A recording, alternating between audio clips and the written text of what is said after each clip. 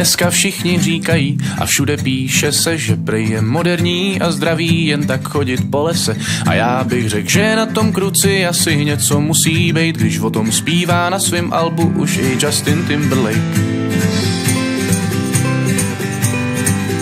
Já do přírody od přírody vůbec nechodím, mám za to spoustu přátel hipstrů, ti mi jistě napoví. Aha, tak omlouvám se prý, že tam též nikdy nebyli, však na cestu mi daj guláš a z flanelu košily. A tak šel jsem tam, však byl jsem zpátky hned, páč tam mají fakt marnej internet. Dneska jsem v lese byl a už tam nepůjdu, nikde jsem nezažil takhle ukrutnou nudu. Dneska jsem v lese byl a už tam nepůjdu, nikde jsem nezažil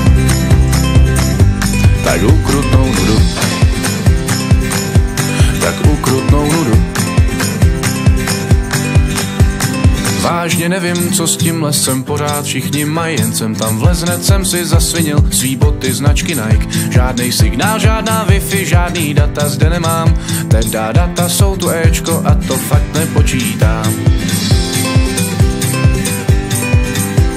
Světlo pro selfiečka je zde ultra zoufalý, řekl bych, že kdyby to tu vykáceli, líby udělali. Ať postaví tu pro mě za mě třeba další obchodák, tam mohl bych shopovat a právě by mě nepotřísnil pták. Samá houba, čerstvej vzduch a samej hmyz, do přírody fakt chodit neměl bys. Dneska jsem v lese byl a už tam nepůjdu, nikde jsem nezažil takhle ukrutnou nudu.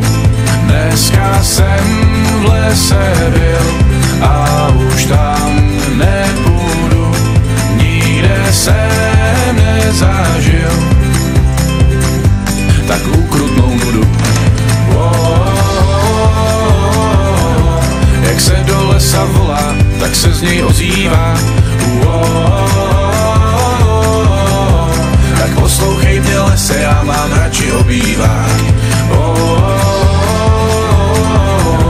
Proč vyrážet na místa lidstvem netknutý, když tam nejsou žádný zásuvky a žádný bubble tea.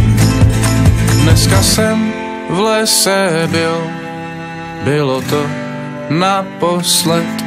Abych maily vyřídil, musel jsem vylízt na posed. Dneska jsem v lese byl a už tam